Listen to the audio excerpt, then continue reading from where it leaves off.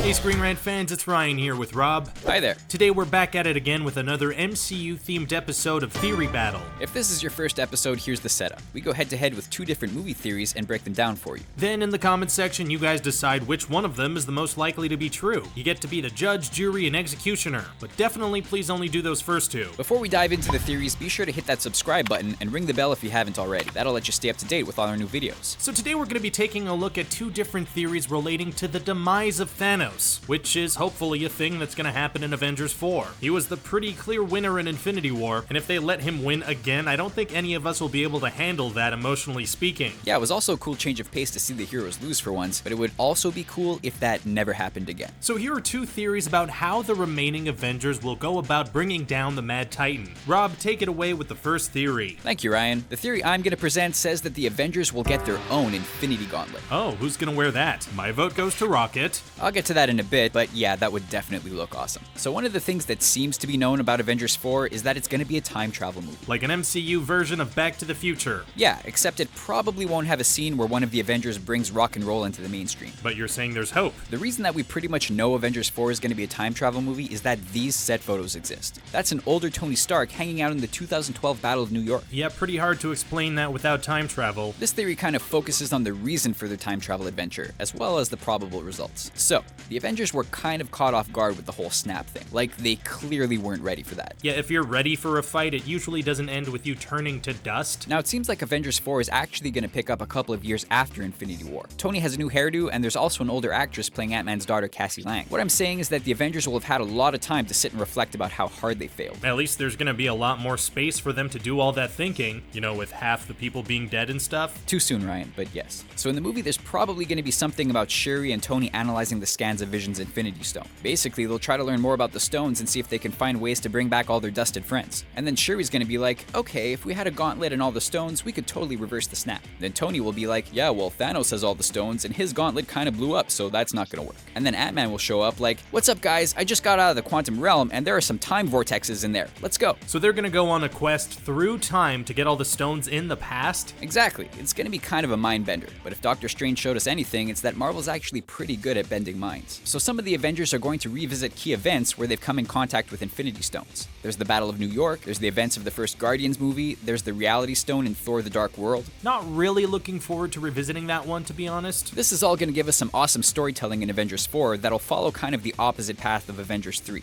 In Infinity War, they were trying to stop Thanos from collecting all the Infinity Stones, and in Avengers 4, he's going to try to stop them from doing the same. Except in this case, he's going to have to chase them through time and space to do it, so there's an extra layer of fun. Okay, so they're gonna collect all the stones, but what about the gauntlet itself? The one that Thanos has looks like it just came out of the microwave. Well, that's something that giant Tyrion Lannister can probably help with. Oh, right. Yeah, he's definitely not a fan of Thanos, and he's already shown that he's down to help the Avengers. So who's actually gonna wear this thing, you think? Still holding on to the hope that it's gonna be Rocket. Well, there are a lot of possible answers to that. There's been a lot of talk of Thanos and Tony Stark being equals in many ways, so maybe he'll be the one. They're definitely not equals physically, that's for sure. Hey, Tony Stark got a very respectable drop of blood out of Thanos. But anyway, I think the most likely candidate to wear it is actually Nebula. In fact, that's actually something she's done in the comics. To be fair though, in the comics, she went power crazy with that thing and tried to take over the universe herself. True, but I think the MCU is setting up something a little different for Nebula. This whole time, she's been on a pretty redemptive arc. At first, she was straight up evil, but she's been fighting with the heroes now. Also, they keep driving home the point about how badly Thanos has treated her, but she's never gotten any satisfying payoff for her struggles. If Avengers 4 ends with her having no revenge on Thanos, then her character is gonna be like, okay, wait,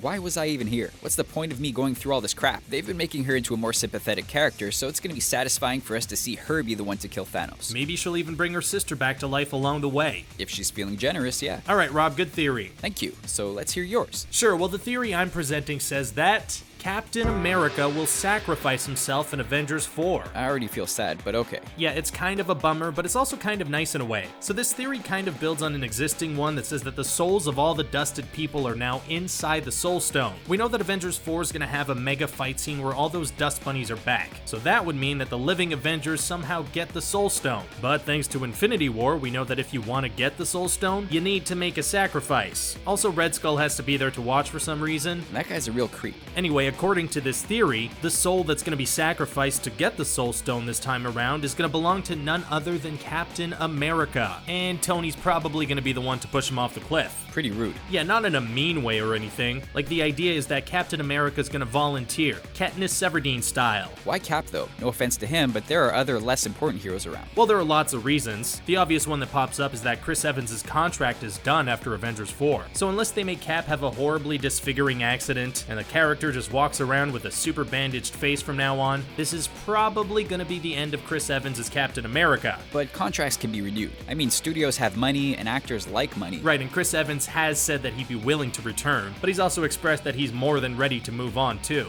And it's not like he's gonna spit in the face of Marvel and be like, yeah, I'm never ever working with any of you losers again. He does seem like a polite guy. I mean, he likes dogs, so he can't be that bad. And the contract thing isn't the only reason that Cap is probs gonna sacrifice himself in Avengers 4. When talking about this theory, this Tumblr user Stark Raving Hazelnuts points out that looking back at Cap's story in the MCU, it's kind of always been about sacrifice. Hell, one of the first things we saw him do was try to sacrifice himself for other soldiers by jumping on a grenade. He did something pretty similar when he crashed that plane at the end of the movie. He's also always been more than willing to put himself in the line of fire to protect his best friend Bucky and do what he believes is right. Yeah, definitely not the most selfish character in the MCU. I think it's fair to say that if Cap is gonna go out, it's pretty much a given that he's gonna do it in some amazing moment of self-sacrifice, you know? Like, this guy's not choking on a pretzel or falling down some stairs. This guy is going to sacrifice himself. It's kind of just a question of when and how. And if you ask me, the when and the how has already been given pretty much the perfect setup for Avengers 4. Think about it. In Infinity War, we were brought to Vormir, a place that's pretty much entirely about sacrifice. Like, you get there and Red Skull's like, hey, welcome to Vormir, the sacrifice capital of the galaxy. Also, the fact that Red Skull is even there is a huge red flag. Appropriate flag color. Yeah, I think a lot of people were kind of taken off guard by his appearance in Infinity War. Like, it was cool and everything. They tied it together pretty well with him having wanted the Infinity Stones and being banished there and whatever, but lots of other bad guys have wanted the stones. That's a good point. Why was he the only one exiled there? To answer that, I think you need to look at why the screenwriters would have made the decision to include him specifically. It's not like Red Skull has a special connection to Thanos or Gamora, so I don't think he was actually there as a way to make that scene more emotional or something. If they had wanted a villain like that, they could have easily pieced together an explanation making Ronan the Vormir tour guide, you know? He met his demise in a pretty similar way to Red Skull. That's easy to explain, but they didn't do that. So who does Red Skull have a super deep connection to?